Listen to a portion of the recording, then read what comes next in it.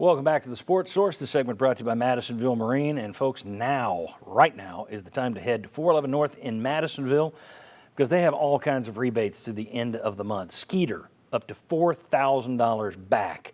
Godfrey Pontoon and Hurricane Deck Boats, up to $2,500 back. G3 Suncatcher Pontoons, up to $4,000 back. Obviously, that depends on the model of boat you buy, but up to $4,000, up to $2,500, up to $4,000. Those are pretty good rebates. Deals end May 31st, into the month, and they are closed May 27th and 29th for Memorial Day, so keep that in mind. So clock's ticking for these great rebate deals at Madisonville Marine. Get down there this week. All right, take a look. I mentioned Emmanuel Okoye a second ago. There's video of him. Look at the lead feet of some of the guys he's going against, but he's impressive. This guy is from the NFL Academy in London. He's actually a native of Lagos, Nigeria. He is 6'5", 230 pounds. At an NFL Academy Combine, he recorded a 45.5-inch vertical leap and an 11-foot, 3-inch broad jump. Those would be NFL Draft Combine records for defensive linemen. That's just crazy. He has a 72-inch wingspan, and he is going to be eligible this fall, but he is raw. So when he arrives on campus, Jimmy Himes, we'll let the video roll out here, but when he arrives on campus, everybody's talking about what a great defensive end prospect he is. You're talking about he would have set records as a defensive lineman already, but you read a quote from a UT coach over there, and it's, boy, he could make a great tight end.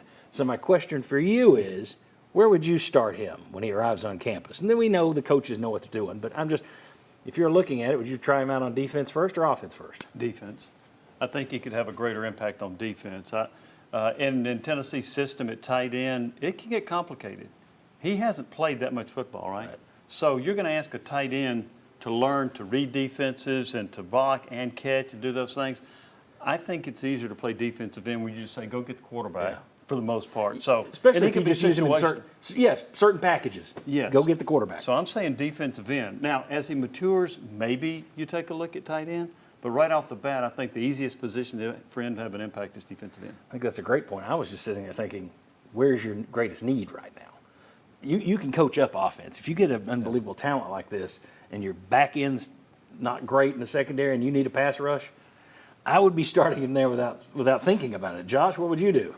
I would say defense as well. My reason was thinking about Tennessee's need, and the more guys you have up front that can be disruptive, the better it's going to be for any team. And I would say that absolutely applies to Tennessee with what they need to do to try to go get the quarterback, to try to force takeaways, to try to put pressure to get the ball back to the offense. And I trust Josh Heupel to figure things out on the offensive end. Now, I also know one of the great debates of offense or defense Tennessee has had was Jason Witten. There you go. Yeah. And they chose tight end, and it worked out pretty well for him and for Tennessee. Yeah. So it's not to say that if he plays tight end, it's the wrong choice. If he ends up being an NFL prospect on either end, then you can argue right choice. But I would look at the need to add as many disruptive guys on defense and start there.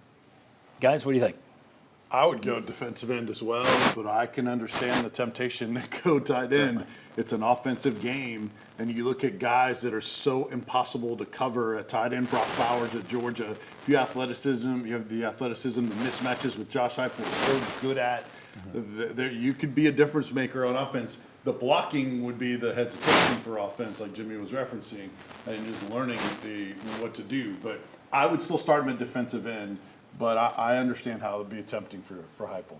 I would think even a Brock Bauer, when you reach a certain level of tight end, they're difference makers.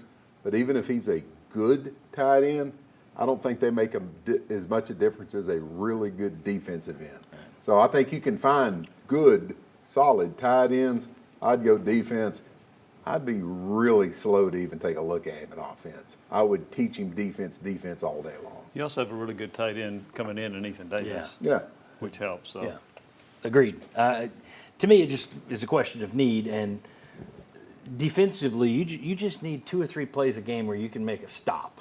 And if you've got a guy like this who can help mask some of the issues in the back end, just add depth, add another guy in the rotation there on the D-line, I would start there. But, obviously Josh Heupel knows what he's doing. We'll see what he winds up with. All right, when we come back, CBS Sports, some of their sports writers got together and ranked the top football coaches in the Power 5 conferences. Where did they put Josh Heupel, and were they correct in their putting of Josh Heupel? We'll discuss going back next.